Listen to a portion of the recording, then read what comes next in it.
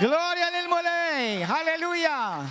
Grazzi Mulej Addis, nilqawkom eżeż aħwa Maltin u għawċin għal ikla tal-Mulej, il-kelma tal-Mulej. Grazzi Ġesu. Lejla ħassejt li għandi bżon li inkom għandkom bżon kelma ta' kuraġġ. Amen, kam għaw minnkom għandkom bżon kelma ta' kuraġġ. Amen, grazzi Ġesu. Jina nemmen kull meta l-Mulej jitkellem anke jekk ikun ċanfira, xorta tkun kelma tibnik. Mhux kelma li tkissrek. Bħal meta l-missier jiddixxiplina l-uliedu, mhux dejjem ħaħaħa u sisi u ħiħi. Xi kultant irid ikun hemm mhux bil-fors, imma bil-fors jixi kultant jista' jkun hemm ċanfira, imma ċanfira li mhux biex tkisser, imma biex tibni. Tisewwa tip ta' isma'. Bħalma aħna ngħidu bil-Malti, imbeżbiżlek naqgħa widnejk. Sewwa, imma meta inti tkun taf li inti maħbub minn dak li jkun, tista' tirċievi, imma ħafna drabi ma jkun hemm biex dak il-bżonn. Sewwa, imma anyway, ejn nitolbu flimkien, ħalli il-Mulej lejla ikellimna mill-kelma tiegħu għaliex nemmen li bħalissa l-Mulej jrid li jfakkarkom fuq xi ħaġa glorjuża lejla. Kulħadd jitlob miegħi, Missi Addis, kellimni lejla mill-kelma qaddisa tiegħek. Spiritu Santu, invidli qalbi, ġeddid li moħħi u ħsibieti u għallimni dak kollu li hemm bżonn li nsir naf lejla minn din il-kelma qaddisa u qawwija tal-Ispiritu Santu. Lilek Mulej nagħti glorja u tifħir fissem Ġesu Kristu ta' Nazaret. Amen. Morru fil-ktib ta' Kolossin. Kolossin kapitlu 2.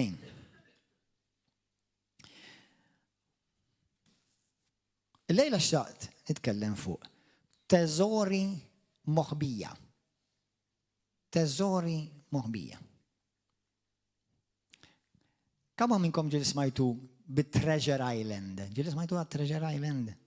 Hemm film ta' Treasure Island, film klassiku, morru għarawhom, vera film sbieħ, notfa, sweet, tal-familja Treasure Island. Sewwa, u fuq din l-iżola kun hemm teżor u jmorru jbaħħru u jfittxu dan it-teżor. Taf li inti għandek teżor. Jina u int għandna teżori. Teżori. Halleluja. Fil-ktib ta' Kolossin. X'inhu huwa teżor? Hawn xi ħadd ma jafx tfisser teżor? Hawn xi ħadd ma jafx tfisser teżor? Forsi inti li raġel tgħidlu teżoro mio. Kemm minnkom li raġel tgħidlu teżoro mio? Jew lil mara teżoro mija. Tistgħu tużaw, ma folja Taljani. Dove c'è il nostro fratello italiano? Dove c'è? Il nostro fratello italiano dove stai? Mio tesoro, tutto bene?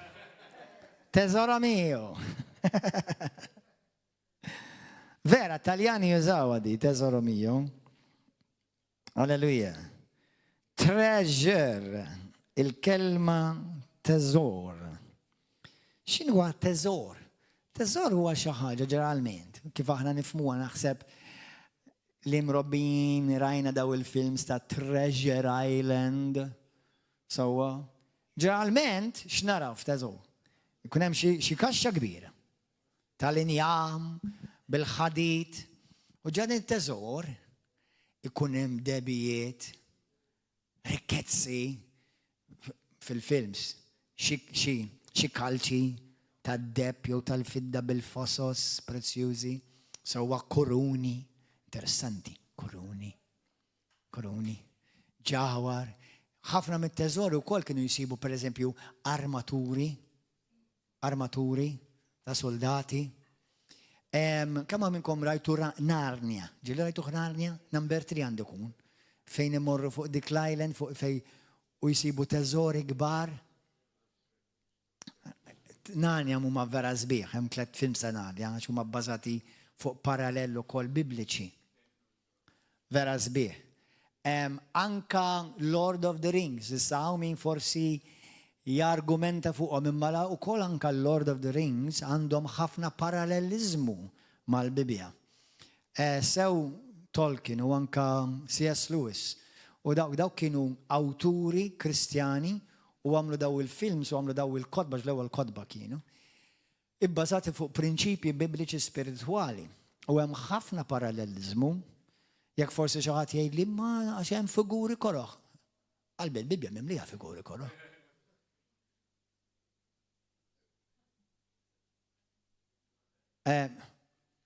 Fis-sens jiena kontra l-vjolenza għax inti għandek films, pereżempju għandhom ċertu vjolenza hija makabra sewwa, imma l-Bibja mimliha vjolenza. X'tagħmel meta tiġi għal dawk il-passaġġi? Kemm minnkom ra House of David? Kien fih violenza? Anzi ma jġibux il-makabrità, imma fih il-violenza. Imma mhux dik l-istorja vera tal-Bibja. Dik l-istorja vera tal-Bibja, dik l-istorja għax il-Bibja x'inhi? Il-Bibja hija l-istorja ta' kif Alla dilja mal-umanità, mal-poplu tiegħu. Mhux qed ngħidlek li Alla jieħu pjaċir bihom, imma hija l-istorja tal-umanità ta' tittoqgħod attent tara, tittoqgħod attent tisma', sewwa mhux qed ngħidlek niġġustifika kull ħaġa li naraw, sewwa, imma ċertu stejjer biex joħorġu l-mis-sinifikat. Iżrael kemm ilha teżisti fil-gwerra, mhux issa biss. Ħalli. Kemm ilha teżisti. Imma jiena u inti qegħdin fi gwerra spiritwali kontinwu. Jiena nifhem u tittoqgħod ħafna attent tara għaliex hemm films ta' makabrità li m'għandhomx kunċett Kristjan u m'għandhomx talim spiritwali Kristjan. Sewwa, imma hemm films li juru l-istorja, jekk taqra l-istorja ta' Iżrael mimlija gwerra hu. L-istorja tal-Kristjaneżmu mimlija gwerra. Imma hemm kunċett Kristjan. Sewwa, titqgħod attent. Issa meta jkun hemm ċertu films li juru ċertu makabrità ma tantx ninkoraġġik toqgħod tarahom għax it's not pleasant għall-ispirtu tiegħek. Tifhmu jdejquk. Sewwa, imma il-ħajja aħna ninsabu f'dinja ta' gwerra spiritwali. Amen?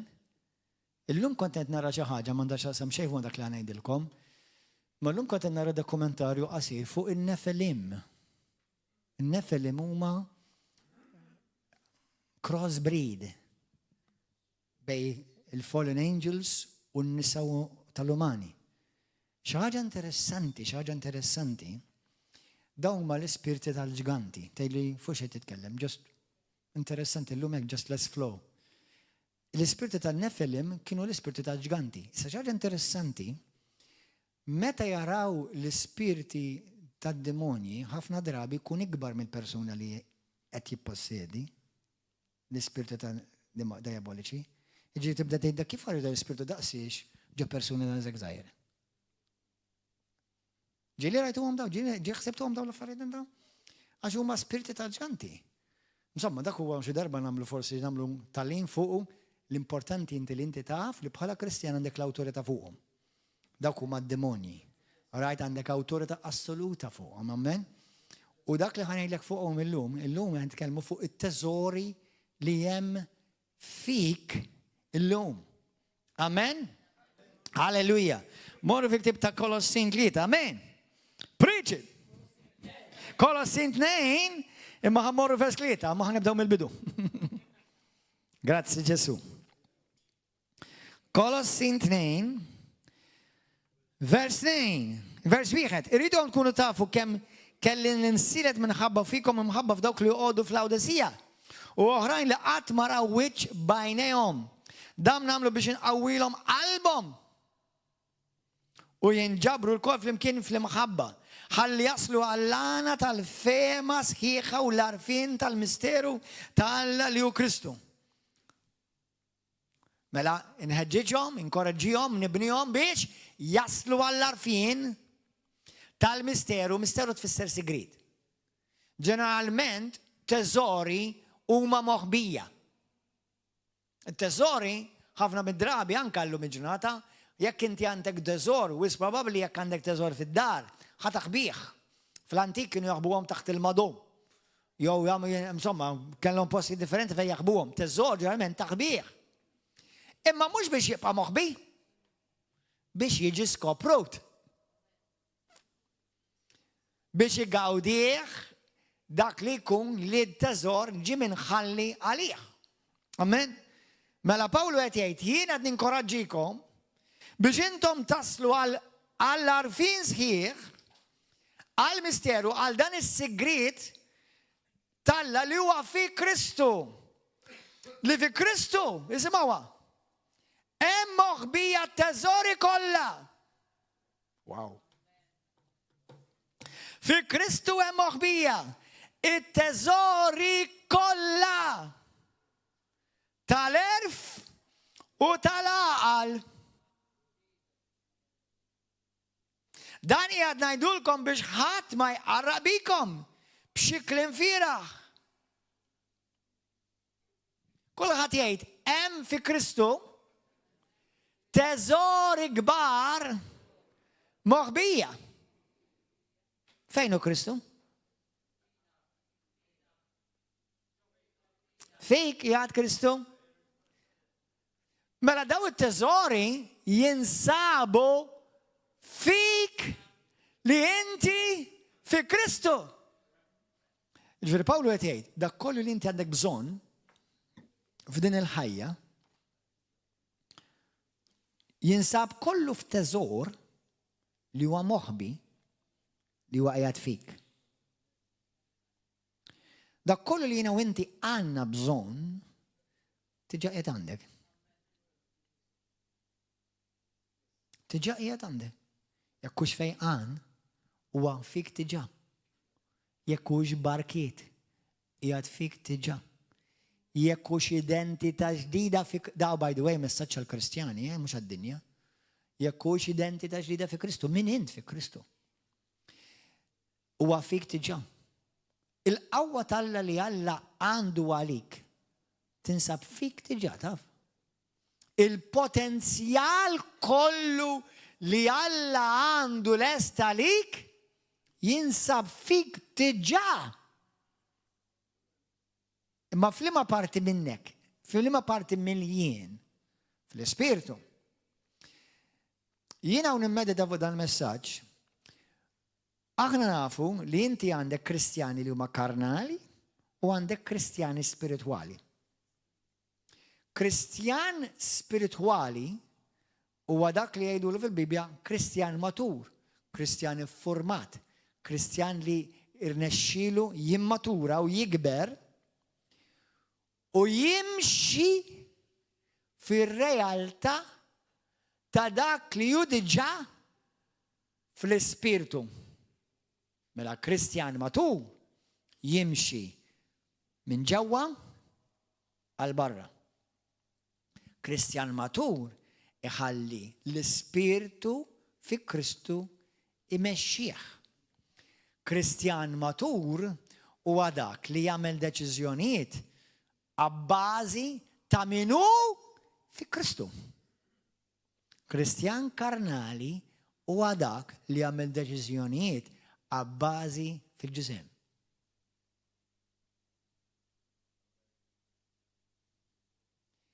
Jagħmel deċiżjonijiet, jew tagħmel deċiżjonijiet, ħsibijiet, l-aġir, iħalli l-ġisem it-trapp jiddetermina id-deċiżjonijiet tiegħu. Kliemu, kif jaħseb, kif jaġixxi, kif jaħħendilja. Naqa kelma bastardjata di, jaħħendilja. Kieku għaw t-tifel tiegħi li mhux hekk. Kif tgħidha bil-Malti tiħħendilja? Kif iġġib ruħek? Kif how you handle ma bl-Ingliż jisej? Kif dik kelma bastardjata oħra? Kemm għandna kliem bastardjat bil-Malti, timmaniġġja tiħħendilja. Tifhmu? Kif taġen? timmanuvra naqra iktar viċin, timmanuvra. Imma il-bniedem Kristjan jgħix from the inside out. Il-bniedem Kristjan karnali jgħix from the outside. Għalhekk inti għandek Kristjani li għalkemm kollha kemm aħna għandna l-istess teżor fina, l-istess. U by the way, mhux l-istess bħal tal-pastor, jew bħal tal-apostlu, jew bħal tal-profeta, l-istess bħal Kristu r-ras. Daw għalina tmexxi, timmaneġġja, tmexxi, kif tmexxi? Kif handling? Alright. Tilqa. Ħanamlu il-kalapin il-lejla. Anyway, mela jina winti ġejna motija teżori gbar. Kemm huma gbar daw teżori? U x'fihom daw it-teżori, fit-teżori li aħna semmejnilkom fin-natural, kienu jsibu kuruni. Hemm kuruna fit-teżor tiegħek? Għaliex taħseb li inti msejjaħ re u sultan? Hemm armatura fil-armatura fil-teżor tiegħek? Għaliex taħseb tgħidlek ilbsu l-armatura tal? Hemm wirt fit-teżor tiegħek? Għalx ixtalab għall-Kristjani Pawl kontinwament biex huma jiskopru x'wirt glorjuż hemm fihom fi Kristu. Dal-aħħar kellimna ħafna fuq ir-revival u ħankompli nitkellem fuq ir-revival. Però ir-revival ħanilek fil-veru sens għall-kelma, darba kien Hagen kien qal il-kelma. Għal il-Knisja as such mhux revival għandha bżonn, revelation. Christians don't need revival, at least true ones. As revival means to bring someone to life from the dead.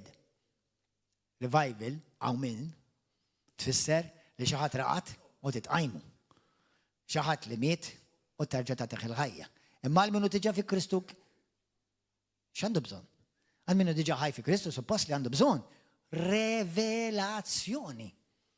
U l-Kristjan li jirnexxielu ġejja kelma bastardjata oħra jittepja. Missa sew. Jisufru wixxi. Dik kelma Taljana sraqni ilhom it-Taljani, halleluja. Jisufru wixxi jutulizza il-Kristjan matur jirnexxielu jgħix bir-revelazzjoni tal-teżori kbar li Alla poġġa fik fi Kristu. Meta jiena u inti nibdew nikbru u nimmaturaw u nibdew ngħixu bir-revelazzjoni ta' x'għandi fi Kristu fija, jiena ngħix ħajja ta' Kristjan matur. Ngħix ħajja ta' Kristjan matur. Bosta, anka fid-dinja, anka fil-Knisja, mhux l-ewwel darba xi ħadd jiġi jgħid li pereżempju il-mammi ħallit lil bini, missieri u ommi jew in-nannu ħallili għalqa kbira. Dak huwa teżor. Dak huwa teżor. Xi ħadd kien hemm storja fl-Amerika fit-teżor li ħallewlhom sabu teżor ħafna kbar ukoll. Għax apparti li ħallewlu għalqa, meta mar iħaffel l-għalqa żar ibża biż-żejt. Qed tifhmu? Fit-teżor tiegħek hemm iż-żejt. Amen? Morru fi ktib ta' Mattew 6.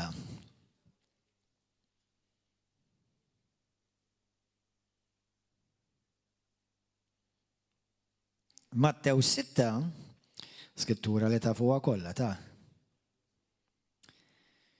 Halleluja. 6 vers 19. Ġesu jitkellem fuq teżori. Jaħasra din ir-realtà hija realtà ta' kull Kristjan. Ħanistaħba ftit.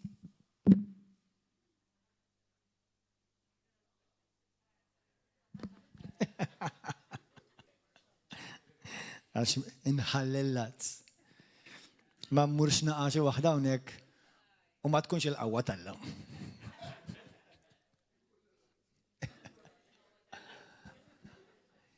Isma'. Mattew kapitlu 6. Ġesu jgħid, għammorru minn vers 19,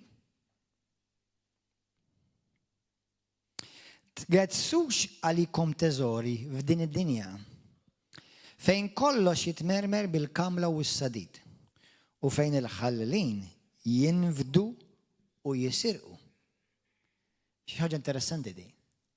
Di hemm ħafna parallel spiritwali għax jekk inti tinnota ix-xitan xirid jisraqlek it-teżor tiegħek. Il-ħallil naturali xiġi jisraqlek fid-dar. It-teżori jekk ikunu jafu li għandek xi teżori d-dar. Qed tpoġġilek innifsek friskju, ħajprovaw jisirquk. Dak li jrid jagħmel il-ħallil. Ma aħna nafu li x-xitan huwa l-ħallil. U l-ħallil jrid jisraqlek it-teżor. Iżda ġemmaw għalikom teżori fis-sema.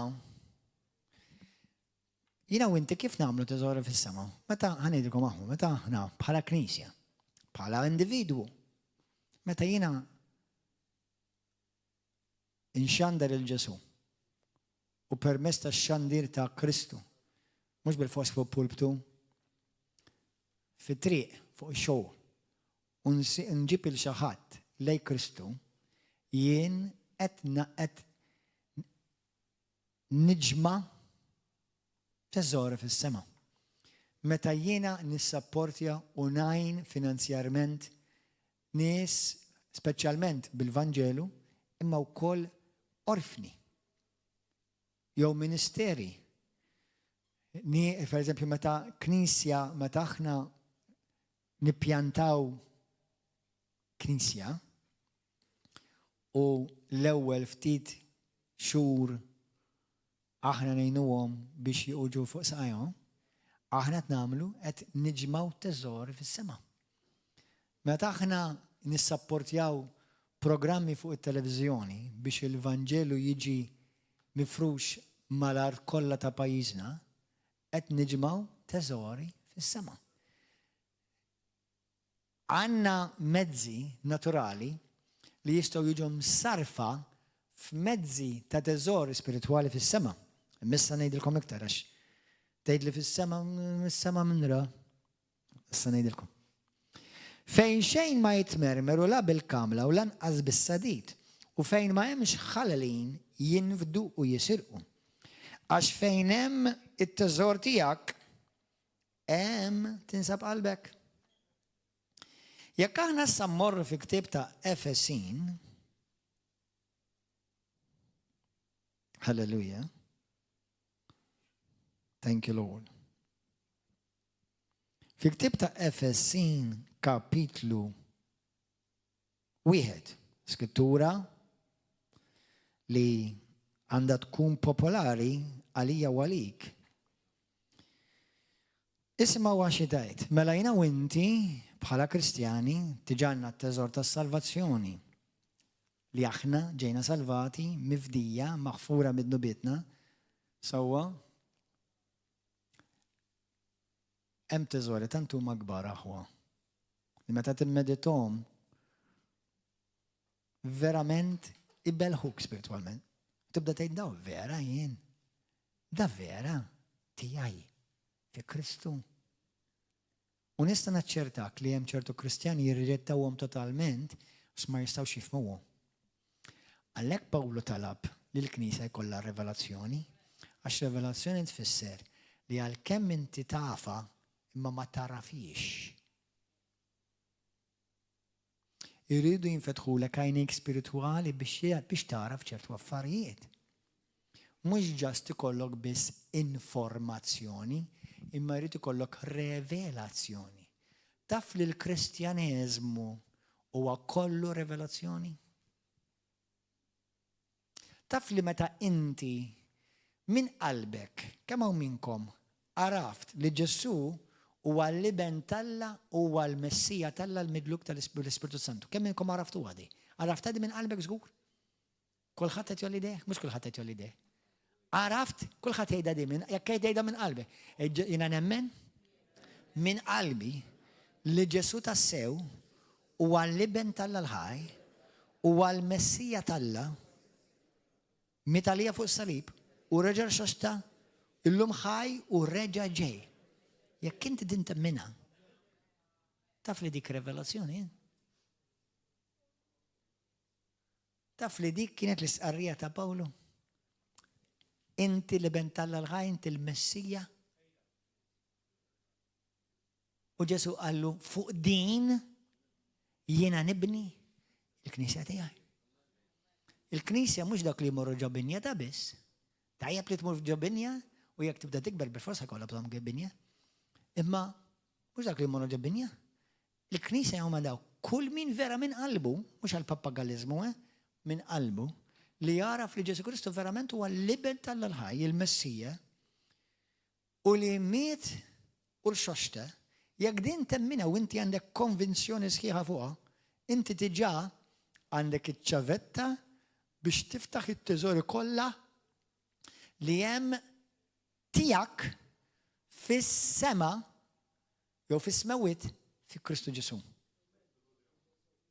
Ġifieri biex inti tgħid jiena pereżempju ċertu affarijiet għandi m'għandix rivelazzjoni tagħhom fuqhom.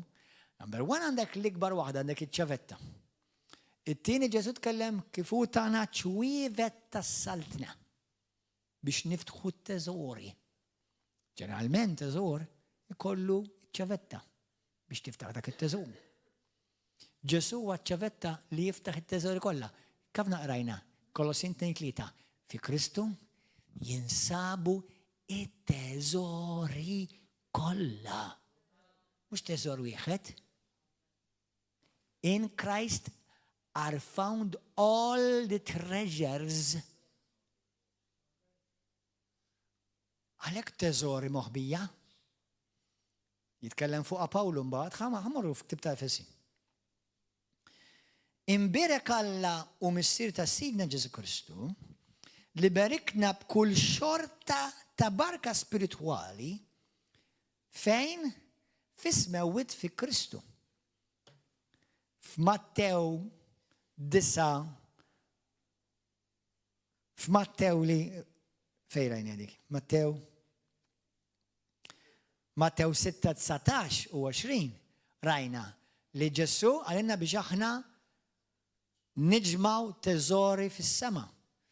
Għal-bosta minna naħsbu mela l-qadin fis-sema qegħdin kif ħanaraw. Ma se ftit.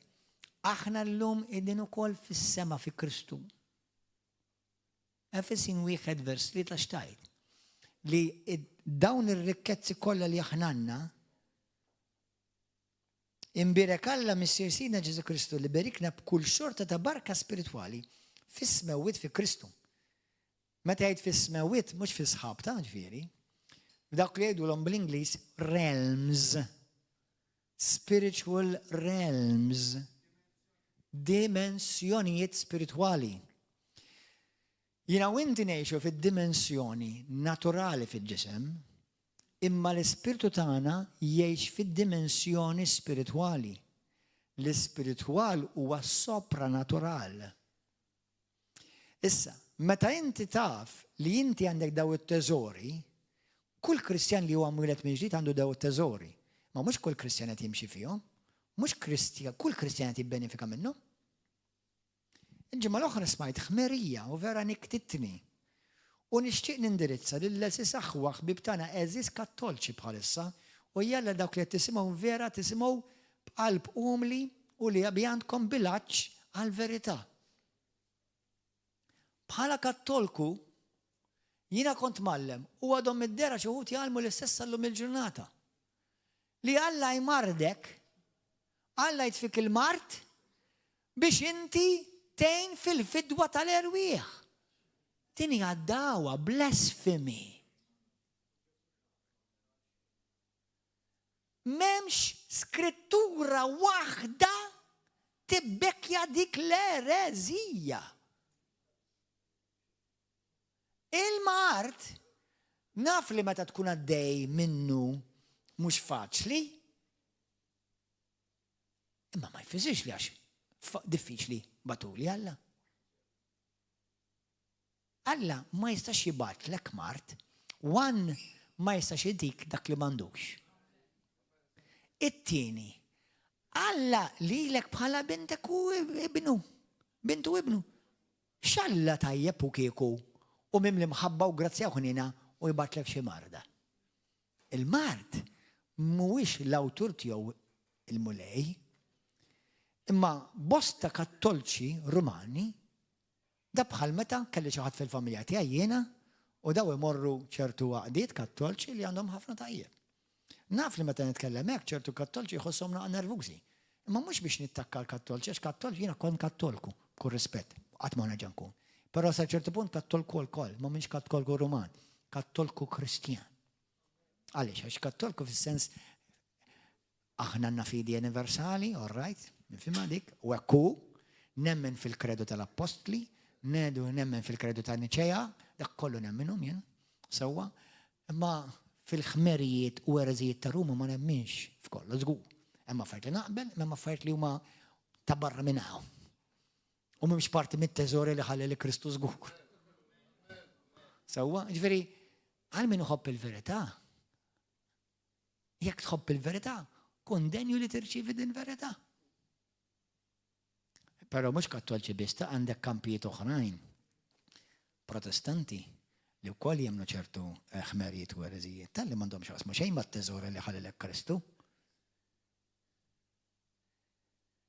Imma l-ereżija li smajt il-ġimgħa l-oħra li xi ħadd anke f'ċertu dottrini ta' Ruma jiġi jgħidulek li Alla jtik il-mart u jibatlek il-mart biex inti tbati għall-fidwa tal-erwieħ. My God. Dawn ma dottrini ta' xjaten ta'. Min da Kristu għalmu dat-talim, da l-Apostli għalmuh dat-talim. Għax jgħidu għax ix-xewka ta' Pawlu. Ix-xewka ta' Pawlu, ħana minna parentesi, ħudu paċenzja bejja. Number ix-xewka ta' Pawlu, l-Bibja tgħidlek bl-aktar mod ċar kien demonju, kien xitan. It-tieni imkien ma tgħidlek laqqas vers wieħed li kienet marda. U jekk taqra żewġ versi wara fit-tieni Korintin, kapitlu 12, u tkompli taqra sa vers 10, tinnota li m'għandux jaqsam xejn ma bda mart. U x'imbagħad jgħid, mela jiena nifraħ jew nkella bl-Ingliż I will gladly accept x'jaċċetta, mhux il-mart jgħidlek, il-persekuzzjoni, it-tajjir, l-insulti li jiena kontinwament li kull fejn mur fejn Kristu. Titħassunix tal-lili, għax Pawlu kien bil-bosta aktar għar minni miskin, persekwitat, imsawat, irridu joqtluħ kabel darba nsemmiet tiġar kal darbi t-raġa. Dak, Pawlu kull belt li kien jidħol kien jiġi persekwitatum keċċi. ċertu kristjani jgħidu ma dak żgur li huwa misħut. Dak żgur Alla talqu. Għax il-bnidem karnali hekk immaġina, hekk jaħseb. Ħanilkom misteru, tidejnkom misteru. Fuq dak li qed ngħid issa. Ħafna drabi il-bniedem li d-dinja reġettat huwa l-bniedem li Alla mmarka. Serja qed ngħidilkom. Il-bniedem li ħafna drabi id-dinja reġettat u bosta drabi anka knisja. Huwa ħafna drabi jekk mhux dejjem. Huwa l-bniedem li Alla mmarka in-nota. Kristu ġie reġettat. Pawlu ġie reġettat. Sewwa mill-Knisja stess. L-istorja tal-Knisja sew Kattolika Romana u anka ta' bosta Kristjani, movimenti Kristjani, jekk inti tinnota ħafna nistalla meta deru fid-dinja għalu kontra tagħhom, għalawlhom il-ħama, persekwitawhom, arrestawhom, tafawhom fil-ħabs. Mbagħad wara jgħaddi żmien jagħmluhom qandisa. Ġielin tajtu dawn l-affarijiet intom. Dik hija l-istorja tal-umanità.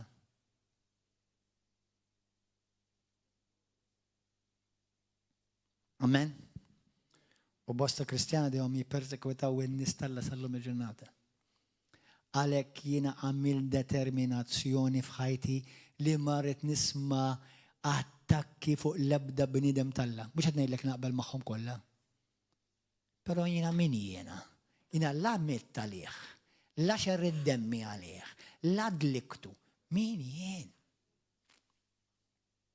Mhux qed ngħidlek li bil-fors id-ħażin ħanejlu tajjeb, imma ċertu dawk l-affarijiet inħallihom f'idej Alla. Amen? Halleluja. Grazzi Ġesu. Jekk hemm dottrini u diġà daqgħettilkom kemm il-darba jekk hemm dottrini, ħażina nindirizza l-dottrini, imma tmiss il-bniedem. Tmiss il-bniedem. Għax jista' jkun li inti dak li qed tgħidlu profeta fals. Number one, ħafna darbi laqqas qed jgħidlu huwa profeta. Ma jgħidu jerdu nies, basta. Għadda qatt maqli, għandha tgħidlu li huwa profeta fals, għadda qatt maqli huwa profeta. Għax hekk jaf jgħidi. U t-tieni jekk mhuwiex fals, ħadejlu l-Alla. La tażel qudiem, ups, żbaljaj. Mbagħad Alla ċajlek, jgħidu, ups, you're right.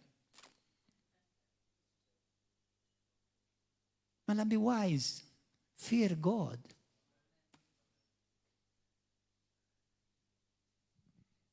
Amen. Hallelujah. So, gloria lilek mulej. Mela, daw it-teżori kollha jinsabu fi Kristu. Li jinsab fik. Amen. Hallelujah. Morru issa fi ktib ta' Efesin, u din hija skrittura tal-ġenna. Efesin, kapitlu 1. Efesin 1. Meta jiena u inti irċivejna l-Ġesu, jiena u inti ma konniex bis-salvati ta' għalkemm glorja l-mulej l-ikbar ħaġa li rċivejna u tiqafx ringrazzja l-Alla. Li jiena u inti salvati, ġifieri m'għadniex iktar iddestinati għal ħajja tat-telfin. Salvati. Ġejna maħtufa, kull min tulet fid-dinja. Ħanikom xi ħaġa li tallimti. Xi kultant in-nies jgħidu ma mhux fer li Alla n-nies jitfa' l-infern, jew nitfa' mhux sewwa, lesa nafsi. Alla ma jiddeterminax min imur l-infern u min imur l-ġenna. Kull min twilet fil-dinja kollha kienu diġà destinati għall-infern. Imma la tant ħabb lil din id-dinja l-intervjeni u ħatfek u salvak. Għax pija tiġa kont fit-triq għall-infern. Għax aħna twilidna maqtuqa minn Alla. Twilidna midinbin. U mhux il-mamudija tat-tarbija ta' tarabil issalvalek ruħek, imma d-dem ta' Kristu meta tarfu bħala situ salvator tiegħek jisalvalek ruħek. Amen. Ġifieri meta xi ħadd jgħidlek għax allura sew li Alla jitfa' Alla ma jitfal ħadd. Alla jitfal ħadd, kulħadd l-opportunità biex meta Kristu jintervjeni jisma' xi ħmar bħali jippridka. Jista' jagħmel żewġ affarijiet, jew joqgħod jikkritika u joqgħod jitbellaħ. U kollu jrid iħallas għalih għax qed tiżra dak. Dak huwa kollu ħsat għalik ġej. Jew kellha tgħid mulej tiegħi wara tiegħi dan il-ħmar sewwa tiegħi. Ġesu hija f'qalbi, salvani. U tħallinix nintilef għax il-klim ta' din ir-raġel jew ta' din il-ħmara. Il-verità jgħidu. Amen. U intom dak għamiltu bħalma għamilti jien. Jiena meta smajt ċertu veritajiet għall-ewwel konna darras. Ma kontx imdorri. Kontx imdorri smajt ċertu affarijiet. Ma mbagħad jew ħadd għamel deċiżjoni jew ħanemmen xejn il-kelma, jew kellha ħadd kompli tħejjer fit-triq tat-telfin. Mal-massa. M'għandnax ta' bendu. U meta tisma' l-kelma tal-Alla ma tistax tgħid. Tista' tgħid ma nemminix, ma tistax tgħid mhux il-verità. Tista' tgħid ma naċċettajiex, għandek dritt, imma ma tistax tgħid li mhix il-verità. Amen. Halleluja. Efesin kapitlu 1. Pawlu din hija talba li ġieli tkellimna fuqha, imma isma' kliem Pawlu sew, isimgħu kliem Pawlu l-Apostlu.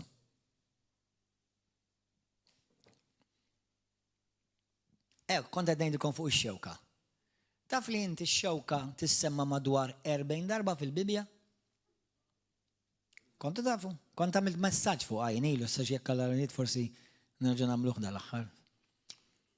Taf laqqas darba ma tfisser marda. Dejjem tfisser tip ta' xi ħaġa skomda li qed tiġi kontra tiegħek u ġeneralment għandha x'taqsam ma' persekuzzjoni. Xi ħadd qed idejqek qed jirritak. Kull darba li tissemma xewka fil-Bibja qatt m'għandha x'taqsam laqqas darba minn 40 darba li msemmija laqqas darba ma' Mart. Għax hekk il-Bibja inti x'ħana waħda mill-prinċipji tat-teoloġija hija the Bible explains the Bible. Mela jekk ikun hemm passaġġ ma tiġed tifhmu 100%, ara fejn jissemma dak l-istess prinċipju f'passaġġi oħra, ara jekk jaqblux. Issa jekk inti għandek madwar 40 darba li tissemma x-xewka u qatt darba ma tfisser Mart, mela kif għamilta tfisser Mart inti? Qed tifhmu? Alleluja, grazzi Ġesu.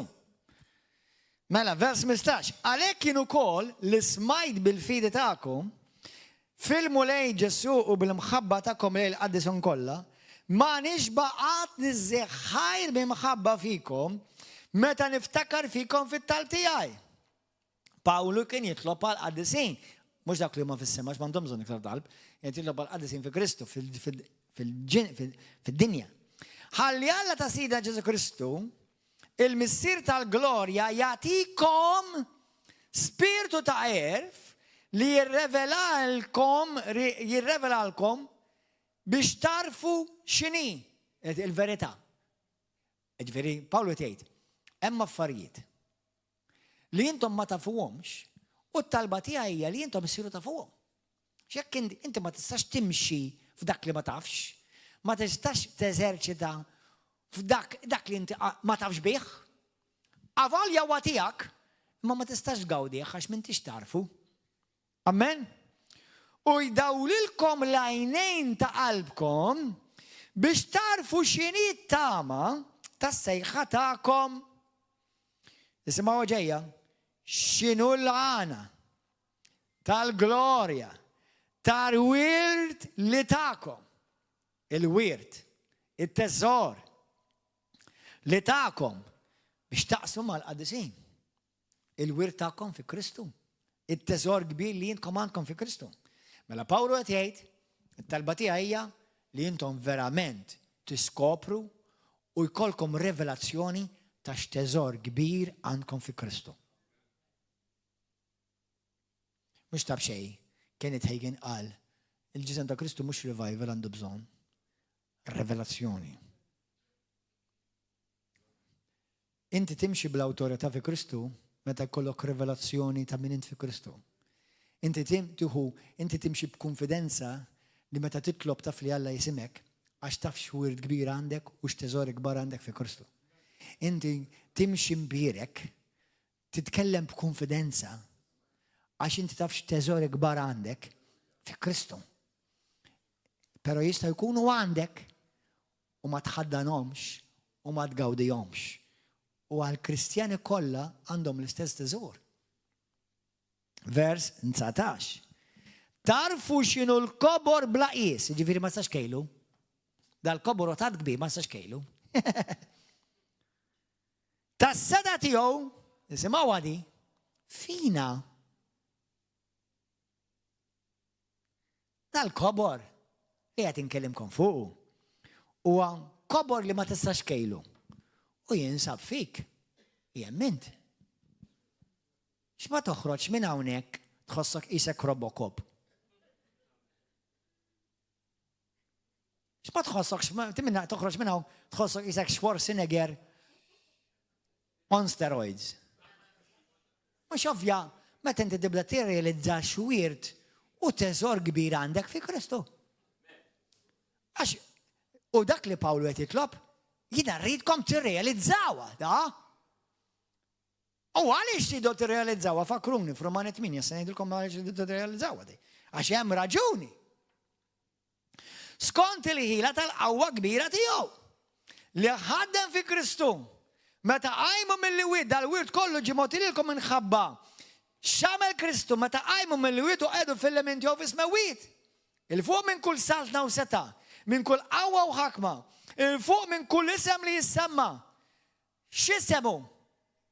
Luċifru, Satana, Belzebub, Jezebel. Kolla smi ta' demoni daw. Kanser, isem. Tuberculosis, isem. Arthritis, isem. Dan il-wirt li huwa fi Kristu u fl-isem ta' Ġesu huwa fuq daw l-ismijiet kollha. Għandha isem il-problema tiegħek? Għandha isem il-marda li qed tattakka għalek isem ġismek? Għandha isem is-sitwazzjoni li qed tiffaċċja? Għax jekk għandha isem, dal-wirt li jinsab fi Kristu Ġesu li huwa fik huwa ħafna ola minn dan l-isem. Halleluja. Gloria lil Mulej. Halleluja, amen. Mhux biss għal dan iż-żmien ta' issa. Ħadd ma jista' jiġi jgħidli ma dak għal dak iż-żmien, le. Imma wkoll għadda żmien tal-2026 u 27 u 28 u 29 u 30 u on and on. Halleluja. Iva, u qiegħed kollox taħt riġlejh. U għamlu r-ras fuq il-Knisja kollha. Li ġismu il-milja ta' dak li jimla kollox. Halleluja. Morru fl-ewwel Korintin.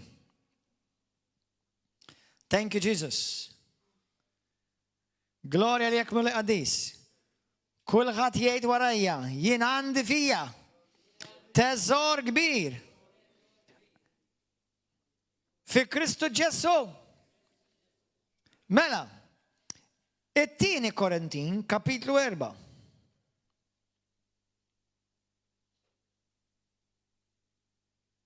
Thank you, Jesus. It-tieni Korintin.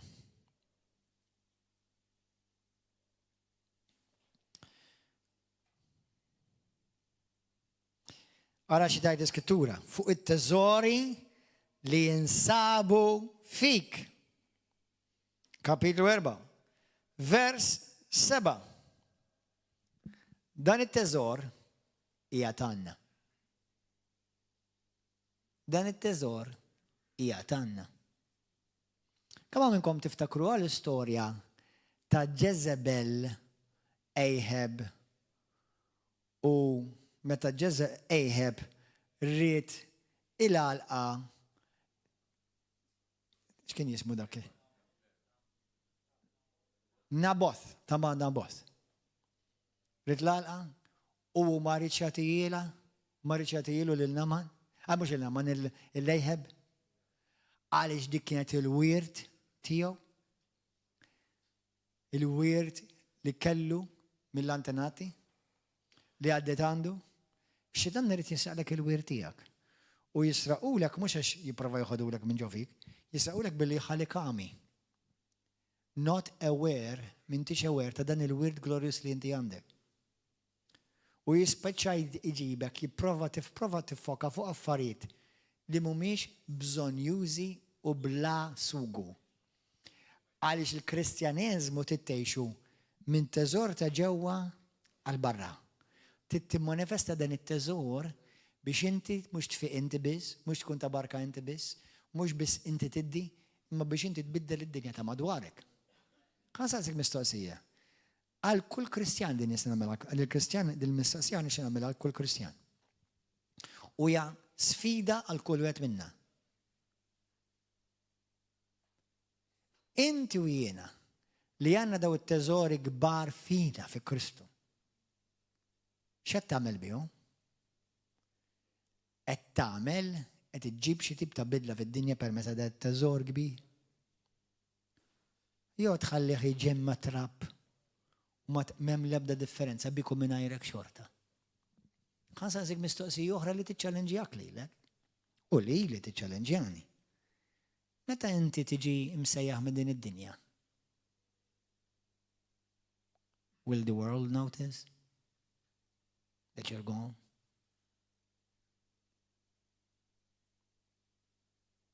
Will they feel the loss? Some will celebrate. Speċjalment jekk ħalejtilhom xi wirt.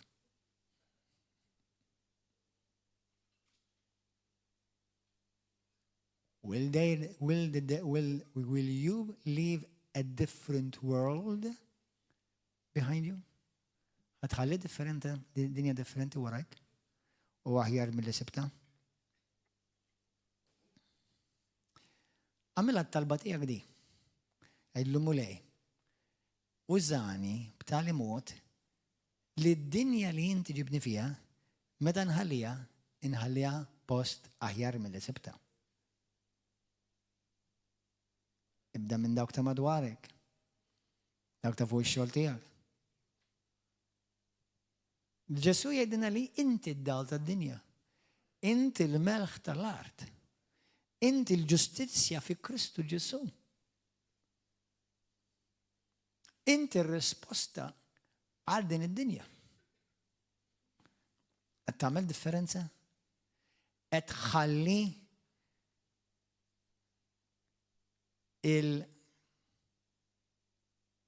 per esempio ينا كريستيان كريست جوردن ده كريست ماسيمو ده كريست ماريو كريست ادوين كريست ماريان انت كريست سكوير.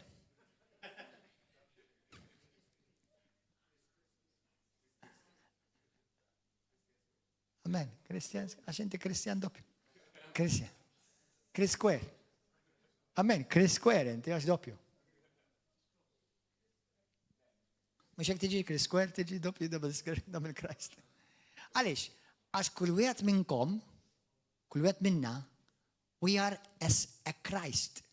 We're not the Christ, but we are a Christ. Why do you think you're called a Christian?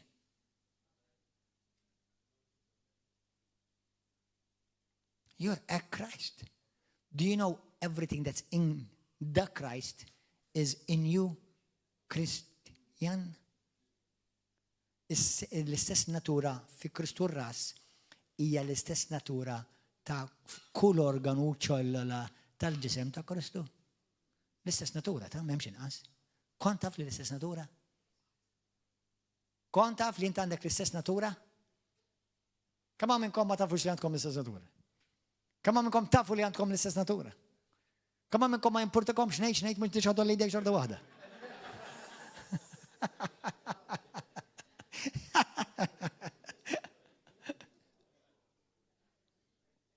Halleluja. Tieni Korintin kapitlu 4 vers 7. Dan it-teżor qiegħed għandna. Kulħadd jgħid dan it-teżor qiegħed għandi. F'ġarar tal-fuħħar.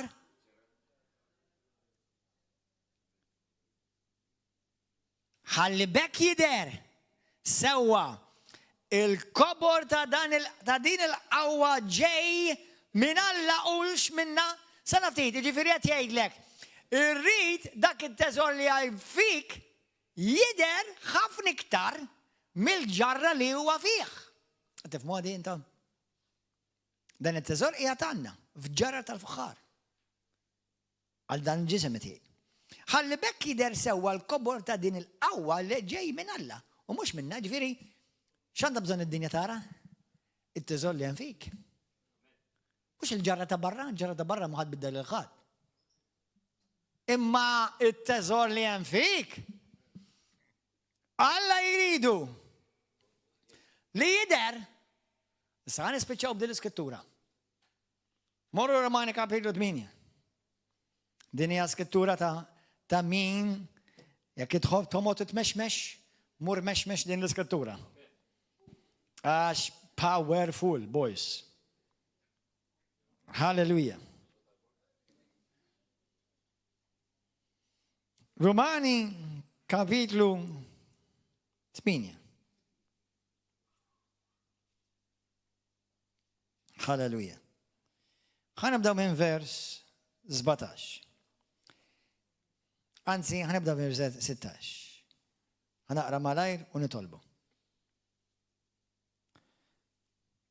Dan l-Ispiritu talla jiexed flimkien ma l-Ispiritu tagħna li aħna u li talla.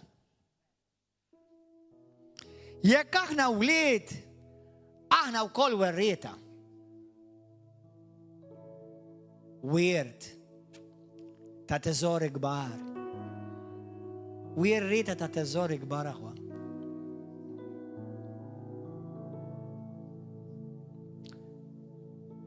Werrita ta' Alla. ħafna minnkom ma qbattu iġdi. Mux werrita ta' xandu Alla, werrita ta' Alla. Mux werrita ta' xan il-barkit Alla, werrita ta' Alla tal-barkit. Inta qbatta di. ħafna jaħsbu li aħna werrita tal-barkit Alla. U vegeru, le, inti mux werrita bis tal-prezenz, inti urit il-Father Christmas innifsu. Urit li ilu. Għalix taħseb aħna nsejħu people of God. Why do you think in the Bible, fil-Bibja tgħidlek, Alla ta' Abraham, Alla ta' Isaac, Alla ta' Jacob, Alla ta' Gordon, Alla ta' Paolo, Alla ta' Giovanni. Kama minnkom intom talla? Kama minnkom Alla watijak? Inti urit l-Alla ta' X'teżor kbir. X'teżor kbir. X'teżor kbir, glorja lil mulej. Glorja lil mulej. Halleluja. Glorja lilek Ġesu. I'm glad I came to church. Halleluja. Werrita ta' Alla. U werrita ma' Kristu. La darba aħna nbatu miegħu, nbatu bħalma bata Kristu. Ġesu ma batix bħad-dinja, bata l-Vanġelu, bata sewwa għal-ġustizzja, għal-ġustifikazzjoni. Biex miegħu aħna nkunu glorifikati. Ħankomplu. Jiena għandni perswas li d-batijiet ta' issa m'għandhom xejn x'jaqsmu mal-glorja li għad trid tidher fej? Fina. Il-ħlejja kollha qegħdin jistennew ħerqana. Il-ħlejja il-ħolqien kollu. Il-ħolqien kollu. Qed jistenna lilek sis. Qed jistenna lilek bro. Għar-revelazzjoni ta' Wlied Alla biex jidru li Wlied Alla, biex jibrillaw, biex jiddu, biex jimmanifestaw. Għax il-ħolqien jinsab taħt il-fruqa, mux minn rajħ, mux għax għamela, mux il-tortijow, ma minħabba Alla li xeħtu taħta. Bittama li l-ħlejja u ma u kolat ikunu meħlusa mill-jasar ta' taħsir u jiksbu l-ħelsin tal-glorja ta' Wlied Alla. Halleluja. Aħna nafu il-ħolqien kollu għadu sissa jitniegħed bil-loġieħ tal-ħlas. U xu biss, imma wkoll aħna li għadna l-ewwel frott tal-Ispirtu. Għandna l-ewwel frott tal-Ispirtu. Aħna wkoll nitniedu fina nfusna waqt li nistennew l-adozzjoni ta' wlied il-fitwa ta' ġisimna. Mhux tal-Ispirtu tagħna, ta' ġisimna.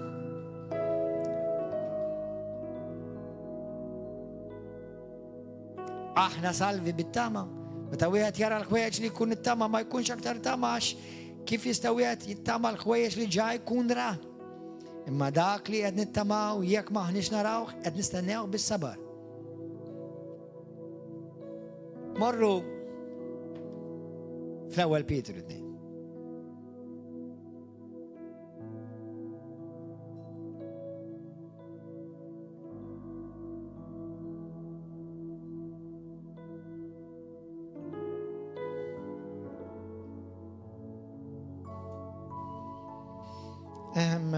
Naħseb aħjar it-tieni Pietru għalkemm simili ħafna.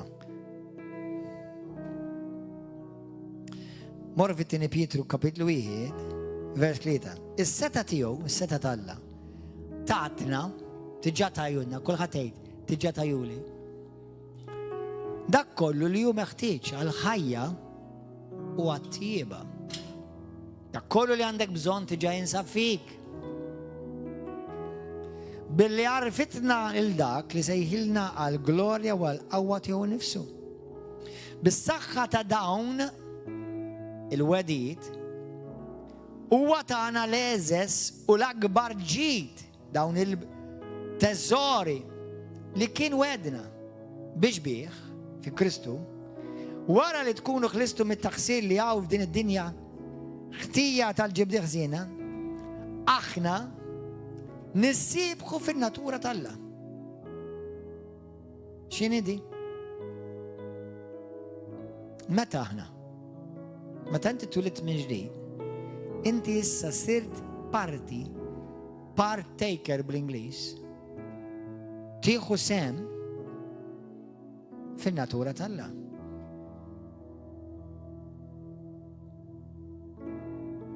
Hemm iktar x'nisngħidilkom, Efesin kapitlu 4 vers 24 wieħed mill-iktar skritturi favori tiegħi. Tgħidlek mela ilbsu. Put on the new self. Ilbsu il-bniedem ġdid li kien maħluq fi ġbija għaddisa u ġusta tal-Alla. Dan huwa kliem bombastiku ta'. L-Ingliż tgħidlek put on the new self which in the likeness of God has been created in righteousness and in holiness of truth. Dan huwa kliem bombastiku. Għalhekk ma jreġix dawk li ħin kollu jiena midneb tiela u jiena midneb niesel u jiena dudu jiena xejn. Mina Kristu ħmieġ. Ma fi Kristu għandek teżor kbar. Fi Kristu inti mbierek. Fi Kristu inti mfejjaq. Fi Kristu inti mażul. Fi Kristu inti ġigant. L-iskrittura li tant aħna għandna nkunu nħobbu, waħda mill-li nħobbu. Ikbaru dak li hemm fija. Minn dak dawn mhux xi klixejs sbieħ, dawn huma skritturi li inti għandek tistqarrhom fuq kull jum. Għax iktar ma tistqarrhom, iktar ma tiddakjarhom, iktar isiru reali u revelazzjoni għalik. U minn flok taġixxi fil-ġisem, tispiċċa taġixxi minn daw ir-realtajiet. Minn flok taġixxi skont x'qallek it-tabib, x'qal in-news. Infatti daw l-aħħar 30-40 għażid nisma' news. Dak li għandu jisieħ irid iseħħ f'isem Ġesu Kristu għax tibda tispiċċa toqgħod tfittex il-profeziji kollox ħajser fik id-dinja. Dak li għandu jisieħ ħajseħ. Sewa ħanelek għax tispiċċa toqgħod tiġri wara l-profeziji u qed tinsa u tabbanduna xwird kbir glorjuż hemm ġewwa fik. U minn flok tispiċċa twettaq dak li għandha għalik, toqgħod minn għalik il-ħin kollu ħad tispiċċa d-dinja. Tispiċċa! Xi darba id-dinja kif nafuha tispiċċa. Imma daw! Kompli manifesta!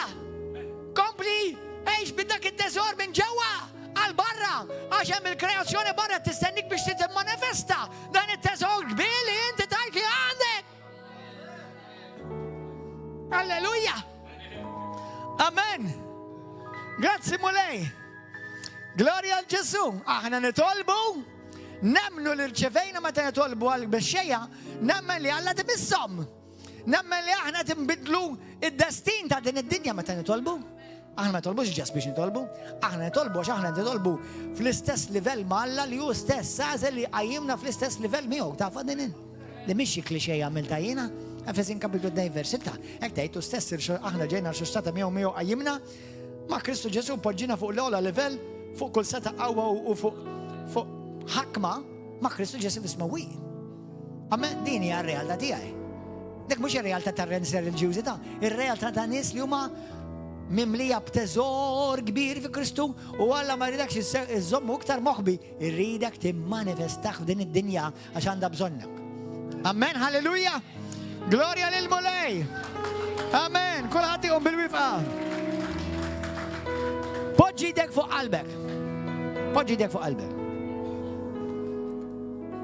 Ejja nagħmlu sqarrija tal-fidi. Għamel sqarrija tal-fidi. Number 1, jekk inti għandek bżonn titlob il-mulej maħfra, titlob maħfra issa stess. u tkun maħfur. Period. Dawk li jintom hawnhekk naħseb kollha minnkom tiġà ta' Kristu. Mela kulħadd jagħmel l-isqarja tal-fidi, jekk inti ta' Kristu għamel l-isqarja ta' fidi miegħi. Ejlu missi qaddis. Grazzi minn qalbi ta' dan il-weird glorious li inti tajtni u li diġà qiegħed għandi issa fi Kristu Ġesu. Mula qaddis. Għatini revelazzjoni. Iftaħ li għajnejja spiritualment. U għajni biex nimmanifesta dir-realtà fil-ħajja tiegħi ta' kull jum. Nirreġetta u nirrinunċa. Kull forma ta' biża', kull forma ta' gidba, kull forma ta' kelma u saħta mistqarra kontra tiegħi inkissra u nġiba fix-xejn fi sem Ġesu Kristu. U llum niddikjara bl-awtorità f'Ġesu Kristu ta' Nazaret li l-ebda darba msawra kontra tiegħi ma tirnexxi fi sem Ġesu. Mulej qaddisi inti għattinna li daw kollha li huma mwilda minn Alla mhumiex maħkuma bid-dnub, ma jidinbux, ma jgħixux fid-dnub. Għax Ġesu Kristu li mnissel minn Alla jippreservani u jżomni u jsostnini u l-għadu ma jistax ibissni. Mulej qaddis, minix ħanimxi fil-biża', minix ħanimxi fil-intimidezza, imma nimxi fil-konfidenza ta' min jien fi Kristu u daw id-deżori kbar li inti poġġejt fiha mulej qaddis. Spiritu Santu għejni biex ngħix ħajja minn ġewwa għal barra, għal glorja tiegħek missir. Niddikjara li jien għandak il-Bibja tajk li jien għandi. Jien dak li Kristu jgħid li jien. Jien kapaċi għal dak li Kristu jgħid li jien kapaċi u jien kapaċi għal kollox, għal niflaħ għal kollox permezz ta' Kristu li jqawwini. Lilek mulej kull glorja u tifħir. Allum niddikjara minn qalbi li tassew jien imbirek u mhux misħut. Jien ir-ras u mhux id-demb. Jien kull ma miss mulej u ambirek mulej, kull fej ibbu nimmanifesta l-preżenza ħelwa u qawwija tiegħek mulej. Grazzi mulej ta' dan il-win glorious, ta' daw id-deżori kbar li inti investejt fija għal glorja tiegħek missier. U żani millum il-qudiem lilek kull glorja u tifħir. Fissem Ġesu Kristu ta' Nazaret. Halleluja! Amen! Halleluja! Halleluja! Halleluja! Meta l-għadu jiġi jfesfislek, iżżomx fommok magħluq. Ibda stqar, iddikjara, il-barkiet, il-teżori kbar li hemm fik. U ħanejdlek finqas minn 5 minuti ħajtek tinbidel, l-atmosfera tiegħek tinbidel, kif taħseb tinbidel, kif tibda tħossok tinbidel. Għaliex tnejdlek ħafna minn nies li jbatu bid-depression taf xi jfisser tan il-ħsibiet li l-għadu poġġolhom qalbhom għadu jmedditaw fuqhom. Minflok fetħu fommhom u bdew jgħidu xwirt u jistqarru u jiddikjaraw il-wirt kbir ta' teżori kbar li hemm fihom fi Kristu. Amen! Halleluja! Ikun infaħar Ġesu Kristu! Halleluja! God bless you aħwa, YouTube u Facebook narawkom u televizjon narawkom nar is-simpliċej. Ejjew u duqu tarawkom u tajb il-mulej narawkom. God bless you. Halleluja!